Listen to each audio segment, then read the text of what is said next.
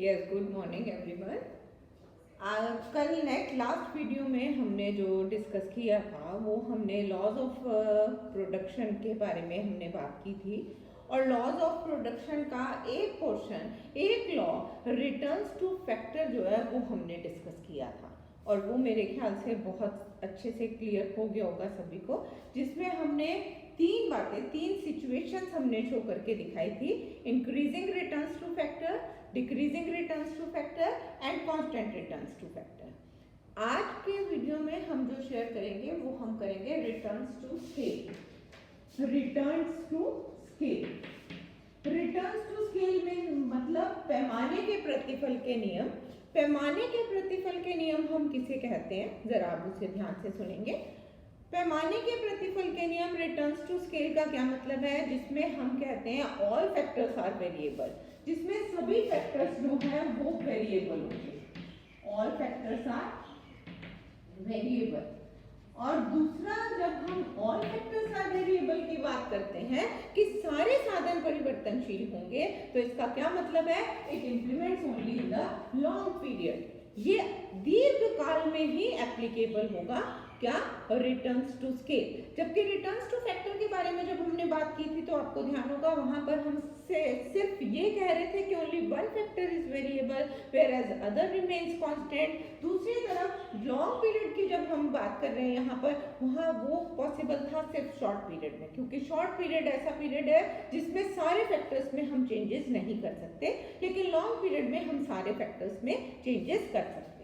अगर सारे फैक्टर्स में चेंजेस कर सकते हैं, लैंड भी चेंज हो सकता है, लेबर में भी चेंज हो सकता है, कैपिटल में भी चेंज हो सकता है, तो इसका क्या मतलब हुआ कि रेशियोज आर सेम। रेशियोज जो है वो हमारी सेम रहेगी। अब रेशियो सेम रहने का क्या मतलब है, जैसे लैंड एंड लेबर आपने ले लिया, ratio of land and labour, दो फैक्टर्स लेने हैं आपको, लैंड लेबर लें, कैपिटल लेबर लें, कैपिटल एंड लैंड लें, कुछ भी आप लेंगे दो फैक्टर्स। अब क्या कह रहे हैं, लैंड अगर 1 हेक्टेयर है हम 2 लेबर लगाते हैं, अगर हमारा लैंड बढ़ जाएगा तो हमारी लेबर भी बढ़ जाएगी। देख रहे हैं दोनों में चेंजेस हो रहे हैं, लेबर में भी चेंज हो रहा है और लैंड में भी चेंज हो रहा है। क्या मैंने कहा था कि सारे फैक्टर्स जो हैं वो वेरिएबल होंगे, लैंड में भी चेंज हो रहा है और लेबर में भी चेंज हो रहा है, लैंड में भी चेंज हो रहा है, लेबर में भी चेंज हो रहा है। क्या देख रहे हैं, रेशियोज आर सेम, दोनों सेम रेशियो से चेंज हो रही है, 1/2 1/2 1/2 रेशियोज। रिटर्न्स टू स्केल के बारे में बात करेंगे तो हमारी रेशियोज जो हैं वो हमारी सभी सेम रहेगी। ये तो हुआ रिटर्न्स टू स्केल कहते किसे हैं, जिसमें हमने 3 पॉइंट्स जो है वो डिस्कस करने हैं कि ऑल फैक्टर्स आर वेरिएबल, पहला पॉइंट। दूसरा, ये सिर्फ लॉन्ग पीरियड में ही इंप्लीमेंट होगा, और थर्ड, इसमें जितनी भी रेशियोज होंगी हमारी फैक्टर्स के वो सभी हमारी सेम रहेंगी। अब क्वेश्चन उठता है situations of returns to scale. अब सिचुएशंस, जैसे हमने रिटर्न्स टू फैक्टर की हमने 3 सिचुएशंस पढ़ी थी, increasing returns to factor, decreasing returns to factor and constant returns to factor. Same here, हम यहाँ पर भी इसको हम 3 पार्ट्स में डिवाइड करते हैं, increasing returns to scale, decreasing returns to scale and constant returns to scale. Right, अब ध्यान से सुनना है कि मतलब क्या है इसका। इंक्रीजिंग रिटर्न्स टू स्केल का क्या मतलब है, तो जब हम रिटर्न्स टू स्केल की बात कर रहे हैं, हमने क्या कहा, अगर प्रोडक्शन को बढ़ाना है, प्रोडक्शन को बढ़ाने के लिए हम लेबर को भी बढ़ाएंगे और हम कैपिटल को भी बढ़ाएंगे, हम लैंड को भी बढ़ाएंगे, हम लेबर को भी बढ़ाएंगे। क्या दिखाई दे रहा है कि सारे फैक्टर्स जो हैं वो हमारे वेरिएबल फैक्टर्स हैं। राइट, प्रोडक्शन को बढ़ाने के लिए रिटर्न्स टू फैक्टर में सिर्फ लेबर वेरिएबल फैक्टर था, अगर प्रोडक्शन बढ़ाना है तो हमें लेबर को बढ़ाना होगा। राइट, लेकिन यहाँ पर क्या है, अगर हमें प्रोडक्शन बढ़ाना है तो प्रोडक्शन को बढ़ाने के लिए हमें सारे फैक्टर्स में चेंजेस करने होंगे, सारे फैक्टर्स जो हैं वो वेरिएबल फैक्टर्स होंगे। राइट, अब यहाँ पर जब हम increasing, decreasing and constant returns की स्केल की बात कर रहे हैं, तो इंक्रीजिंग रिटर्न्स टू स्केल का क्या मतलब है, percentage change in input is less than percentage change in output. Output में ज्यादा चेंज होगा इनपुट थोड़ा सा डालने पर। 2 लेबर लगाने पर हम प्रोडक्शन लार्ज स्केल में कर रहे हैं, हमने 100 यूनिट का प्रोडक्शन किया, क्या दिखाई दिया, इनपुट थोड़ा सा डालने पर आउटपुट बहुत ज्यादा इंक्रीज कर रहा है, that is increasing returns to scale. अभी हम टेबल और फिगर के थ्रू एक्सप्लेन करेंगे तो मेरे ख्याल और ज्यादा क्लियर हो जाएगा सभी को। इंक्रीजिंग रिटर्न्स टू स्केल क्या है? Percentage change in input is less than percentage change in output, और we can say that percentage change in output is more than percentage change in input. Output में ज्यादा change होगा, input में थोड़ा सा change होगा। जब हम डिक्रीजिंग रिटर्न्स टू स्केल की बात करते हैं तो क्या होगा?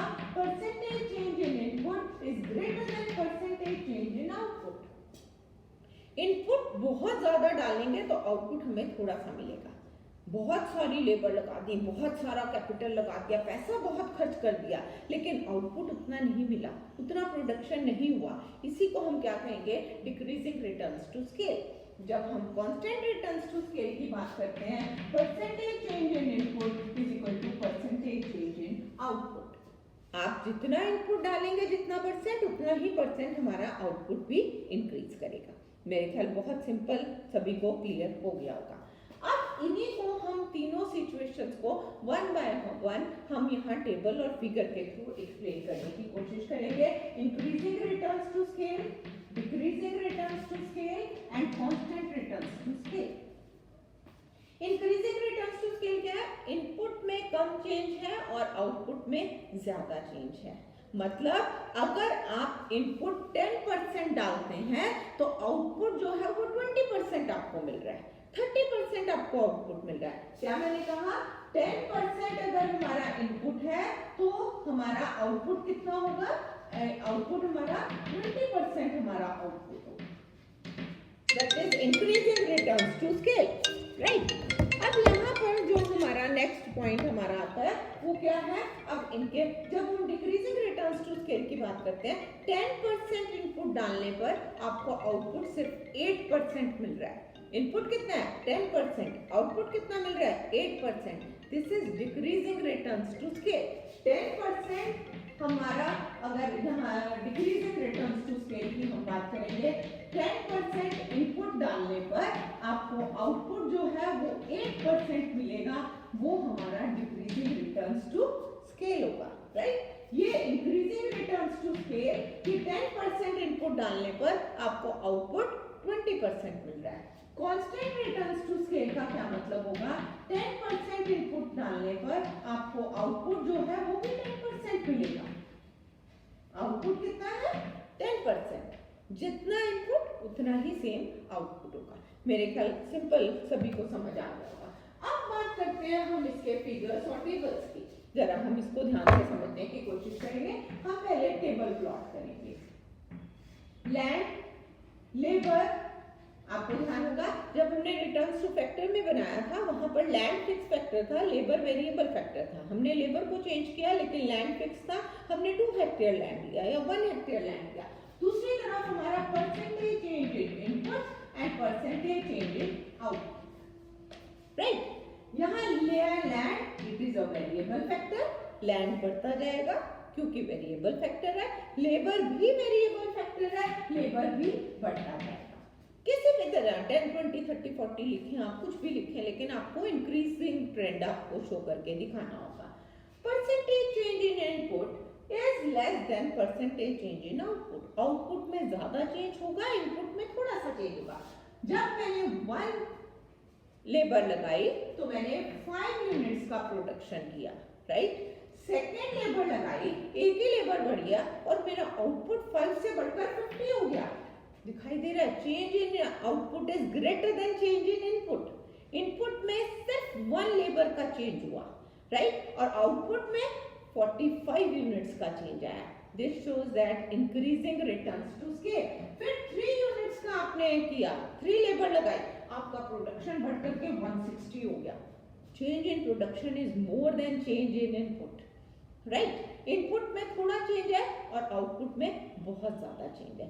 This is called increasing returns to scale. जब आप डिक्रीजिंग रिटर्न्स टू स्केल की बात करेंगे, सेम इसी तरह हम यहाँ शो करेंगे। यहाँ पर लैंड है, ये लेबर है, percentage change in input, percentage change in output. Land it is a variable factor, labour is also variable factor, अब इनपुट में ज्यादा चेंज होगा। 1 लेबर लगाए तो 5 यूनिट्स का प्रोडक्शन किया, अब मैंने 10 लेबर लगा दी, प्रोडक्शन कितना होगा? 10 लेबर लगाए और मेरा प्रोडक्शन जो है वो सिर्फ 7 यूनिट्स का हुआ।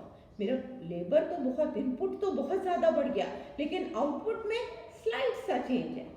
क्या मैं दिखाना चाह रही हूँ आपको कि हमारे इनपुट में थोड़ा सा चेंज होने पर आउटपुट में बहुत ज्यादा चेंज होगा, या फिर इनपुट में बहुत ज्यादा चेंज होने पर आउटपुट में थोड़ा सा चेंज होगा। अब यहाँ पर फिर लेबर हमने 60 लेबर लगा दी और हमारा प्रोडक्शन आउटपुट सिर्फ 10 यूनिट्स का हुआ। आपको क्या दिखाई दे रहा है? Change in output is less then change in input. Input में ज्यादा चेंज है और आउटपुट में बहुत कम चेंज है। This shows that decreasing returns to scale. घटते पैमाने के प्रतिफल के नियम जो हमें क्या दिखाते हैं? आउटपुट में थोड़ा सा चेंज होगा, इनपुट में बहुत सारा कच्चा माल लगाया, बहुत सारी लेबर लगाई, सब कुछ बहुत करने पर हमारा आउटपुट हमें थोड़ा सा मिल रहा है, थोड़ा सा प्रोडक्शन हमारा इंक्रीज किया। कांस्टेंट रिटर्न्स टू स्केल की अगर हम बात करेंगे, वही same land, labour, percentage change in input and percentage change in output, right? अब यहाँ पर देखेंगे, land it is a variable factor, labor it is also a variable factor। अब input में अगर 1 लेबर ने 5 यूनिट्स का प्रोडक्शन किया, सेकेंड लेबर लगाए तो 10 यूनिट्स का प्रोडक्शन, सेम रेशो से चेंज हो रहा है। थर्ड लेबर लगाए तो 15 यूनिट्स का प्रोडक्शन किया। आपको क्या दिखाई दे रहा है? जितना इनपुट में चेंज कर रहे हैं उतना ही हमारा आउटपुट भी बढ़ता जा रहा है। सेम रेशो से हमारा इनपुट और आउटपुट चेंज। रेशो देखें, 1/5, 1/5, 1/5, ratios are same, right? This is called constant returns to scale. अब इन्हीं को हम फिगर पर प्लॉट करके देखेंगे ताकि सभी स्टूडेंट्स आराम से इसे समझ सकें। यहाँ पर आपने परसेंटेज चेंज इन आउटपुट ले लिया और यहाँ percentage change in input. Increasing returns to scale, input OI होने पर आउटपुट OQ है, राइट? कॉम्बिनेशन है, ध्यान से सुनेंगे। अब इनपुट में थोड़ा सा इंक्रीज होने पर आउटपुट में बहुत ज्यादा चेंज है। इनपुट OI1 थोड़ा सा इंक्रीज होने पर आउटपुट बहुत ज्यादा इंक्रीज कर गया, B पॉइंट। ये एक लेटा हुआ कर्व, एक slanting curve, which shows that change in input is less than change in output. II1 is less than QQ1. II1 is less than QQ1. Right? Input थोड़ा सा रॉ मटेरियल, लेबर, कैपिटल थोड़ा सा लगाने पर output बहुत ज्यादा बढ़ गया, राइट? ऐसा कब होगा? जब एफिशिएंटली हम सारे रिसोर्सेज को, सारे फैक्टर्स को प्रॉपर्ली यूटिलाइज करेंगे, तभी ऐसा होगा कि इनपुट में थोड़ा सा चेंज होने पर आउटपुट बहुत लार्ज स्केल पर दिखाई देगा, राइट? यहाँ पर हम बात करेंगे इनपुट OI होने पर आउटपुट OQ है, राइट? कॉम्बिनेशन है। अब क्या है? Decreasing returns to scale, change in input is greater than, input में ज्यादा चेंज है, आउटपुट में थोड़ा चेंज है। इनपुट OI1 हो जाता है तो आउटपुट थोड़ा सा बढ़कर Q1 का। एक ये स्टैंडिंग कर्व, एक खड़ा हुआ कर्व जो हमें क्या दिखाता है कि this shows that in decreasing returns to scale. यहाँ पर क्या दिखाई दे रहा है? II1 is greater than RQQ1, right? Is it clear? आपको ये बताना जरूर है II1 is greater than QQ1, II1 is less than QQ1, जो भी आप शो कर रहे हैं वो आपको यहाँ पर शो करके दिखाना है। नेक्स्ट, जब आप कांस्टेंट रिटर्न्स टू स्केल की बात करते हैं, कांस्टेंट रिटर्न्स टू स्केल में क्या होगा? OI का इनपुट लगाने पर आउटपुट OQ के बराबर है, कॉम्बिनेशन है। जितना इनपुट में चेंज होगा सेम उतना ही हमारा आउटपुट में भी चेंज होगा। This 45 degree angle, this shows that elasticity returns to scale, it is constant. Why? Because the change in input II1 is equal to QQ1, right? ये आपको तीनों हमारी सिचुएशंस रिटर्न्स टू स्केल की, I repeat once again, increasing returns to scale क्या मतलब है कि हमारा इनपुट 10% डालने पर आउटपुट आपको 20% मिल रहा है या 50% मिल रहा है। इनपुट में थोड़ा सा इंक्रीज होने पर अगर वन लेबर लगाई 5 यूनिट्स का प्रोडक्शन किया, अगर सेकेंड लेबर आप लगाते हैं तो 50 यूनिट्स का प्रोडक्शन हुआ, क्या दिखाई दे रहा है कि हमारा आउटपुट बहुत तेजी से बढ़ रहा है। This is increasing returns to scale. Decreasing returns to scale में क्या होगा, इनपुट में बहुत ज्यादा चेंज होने पर, बहुत ज्यादा लेबर लगाने पर, बहुत ज्यादा कैपिटल लगाने पर हमारे आउटपुट में बहुत थोड़ा सा चेंज हो रहा है, उसी को हम डिक्रीजिंग रिटर्न्स टू स्केल कहेंगे। And constant returns to scale whereas percentage change in input that is equal to percentage change in output, दोनों में सेम रेशियो से चेंज होगा। अगर 10% इनपुट इंक्रीज करते हैं तो 10% आउटपुट भी आपका इंक्रीज करेगा, प्रोडक्शन भी इंक्रीज करेगा, वही हमारा कांस्टेंट रिटर्न्स टू स्केल है। जब हम रिटर्न्स टू स्केल की बात करते हैं तो रिटर्न, और यहाँ पर डिक्रीजिंग रिटर्न्स टू स्केल का क्या मतलब है, क्योंकि हमारे प्रॉपरली यूटिलाइज नहीं हो रहे हैं, जितने भी रिसोर्सेज हैं, जितने भी फैक्टर्स हैं, उनको हम प्रॉपरली यूटिलाइज नहीं कर रहे, वो इनएफिशिएंट है, जिसकी वजह से हमारा प्रोडक्शन जो है लेबर के बढ़ाने पर, कैपिटल के बढ़ाने पर या रॉ मटेरियल के बढ़ाने पर हमारा प्रोडक्शन उतना ज़्यादा इंक्रीज नहीं कर रहा है, राइट। अब जब हम बात करते हैं इंक्रीजिंग रिटर्न्स टू स्केल की, इंक्रीजिंग रिटर्न्स टू स्केल क्या कहा कि हमारा जैसे जैसे हम इनपुट डालते जाएंगे हमारा आउटपुट बहुत ज़्यादा बढ़ेगा। इस केस में क्या होगा कि प्रोड्यूसर को बहुत इकोनॉमीज मिलेंगी। अब यहाँ पर ना इकोनॉमीज एंड डिसइकोनॉमीज दो तरह की, यानी एक प्रोड्यूसर को या तो इकोनॉमीज मिल सकती है या फिर डिसइकोनॉमीज। इकोनॉमीज का मतलब क्या है कि उसे बचते प्राप्त होंगे, उसको प्रॉफिट होगा। प्रॉफिट कब होगा, जब उसका प्रोडक्शन लार्ज स्केल पर होगा। जब आप इंक्रीजिंग रिटर्न्स टू स्केल की बात करेंगे तभी वो प्रॉफिट होगा, और प्रॉफिट के बढ़ने पर हमारा प्रोडक्शन जो है वो इंक्रीज करेगा। लेकिन जब आप डिसइकोनॉमीज की बात करेंगे, डिसइकोनॉमीज क्या है, हानियां। हानि कब मिलेगी, जब आप इनपुट तो बहुत ज्यादा डालेंगे लेकिन आउटपुट उतना ज्यादा नहीं मिलेगा। इस केस में क्या होगा, हमें डिसइकोनॉमीज मिलेगी। तो या तो इकोनॉमीज मिल सकती हैं, तो बहुत प्रॉफिट हो सकते हैं, प्रोड्यूसर को बचते प्राप्त हो सकती हैं, या फिर प्रोड्यूसर को हानियां उठानी पड़ सकती हैं। हानि कब होगी, जब पैसा ज्यादा लगाएगा और उतना आउटपुट नहीं मिलेगा, वो डिसइकोनॉमीज है। अब यहाँ इकोनॉमीज और डिसइकोनॉमीज को हम अलग अलग पार्ट्स में भी डिवाइड कर सकते हैं। कुछ एक्सटर्नल इकोनॉमीज एंड डिसइकोनॉमीज हैं, कुछ इंटरनल डिसइकोनॉमीज एंड इकोनॉमीज हैं। जब आप इंटरनल इकोनॉमीज या डिसइकोनॉमीज की बात करते हैं तो इंटरनल का क्या मतलब है, with in industry, with in firm. जो भी एक फर्म या इंडस्ट्री को जो भी प्रॉफिट या जो लॉस उठाना होगा वो उसी को बेयर करना पड़ेगा, दैट इज इंटरनल इकोनॉमीज। अब इंटरनल इकोनॉमीज का एक और एग्जांपल भी हम ले सकते हैं कि जो भी प्रॉफिट या लॉस होगा वो एक कंट्री के अंदर ही रहेगा, एक कंपनी के अंदर ही रहेगा। अब सपोज कर लीजिए कि मैंने एक इंडस्ट्री सेटअप की और उस इंडस्ट्री का डायरेक्टर मैंने अपने आप को ही अपॉइंट किया, राइट। अब जो प्रॉफिट या मैं उसका कोई भी वो नहीं ले लूँ, यानी जो भी मेरे प्रॉफिट या लॉस होगा मैं उस कंपनी के जितने भी एम्प्लॉयज हैं उन सभी में डिस्ट्रीब्यूट कर दूंगी, right. This is internal economies. Whereas external economies, जब एक इंडस्ट्री को प्रॉफिट होने पर, इकोनॉमीज या डिसइकोनॉमीज मिलने पर उसकी सारी फर्म्स को उसका बेनिफिट मिले, एक्सटर्नल हो गया ना। एक्सटर्नल हो गया जिसमें हम बाहर की फर्म्स को, बाहर के लोगों को भी उसमें हम बेनिफिट दे रहे हैं, या फिर उसका लॉस है वो भी लोग बियर कर रहे हैं, तो हम उसी को हम डिसइकोनॉमीज, एक्सटर्नल डिसइकोनॉमीज कहेंगे। इसी तरह कुछ रियल इकोनॉमीज हो सकती हैं, मोनेटरी इकोनॉमीज हो सकती हैं। रियल इकोनॉमीज क्या हैं, जो कि रियल फॉर्म में जो एक प्रोड्यूसर को प्रॉफिट इकोनॉमीज मिलेंगी, या डिसइकोनॉमीज रियल फॉर्म क्या है, in the form of goods and services, वस्तुओं और सेवाओं के रूप में जो बचते उसे प्राप्त होंगी उसी को हम रियल इकोनॉमीज कहते हैं। Monetary economies in the form of money, जो मनी के फॉर्म में उसे प्राइजेज एकदम से बढ़ गए या प्राइजेज एकदम कम हो गए, तो इकोनॉमीज या डिसइकोनॉमीज जो भी मिलेंगी वो हमारी क्या होंगी, हमारा यानी रियल एंड मोनेटरी इकोनॉमीज होंगी। तो ये हमारा पूरा चैप्टर था जिसमें हमने प्रोडक्शन फंक्शन किया, प्रोडक्शन के कंसेप्ट्स हमने किए, average production, total production and marginal production. उसके बाद हमने लॉज ऑफ प्रोडक्शन की है, जिसमें हमने returns to factor and returns to scale दोनों को पढ़ा।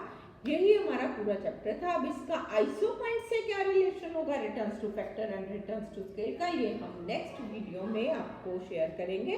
तो इतना आप सभी ध्यान से पढ़ें और सुने समझे, ताकि जो है आप सभी को ये क्लियर हो जाए। सिर्फ इतना ध्यान रखना है रिटर्न्स टू स्केल में कि आपको इंक्रीजिंग, डिक्रीजिंग या कांस्टेंट रिटर्न्स टू स्केल के बारे में बात कर रहे हैं। इंक्रीजिंग का मतलब क्या है कि आपका आउटपुट में ज़्यादा चेंज हो रहा है, डिक्रीजिंग का मतलब है इनपुट में कम चेंज हो रहा है, और कांस्टेंट का मतलब है आपका जितना इनपुट में चेंज हुआ उतना ही हमारा आउटपुट में भी चेंज होगा। That's all here. Thank you.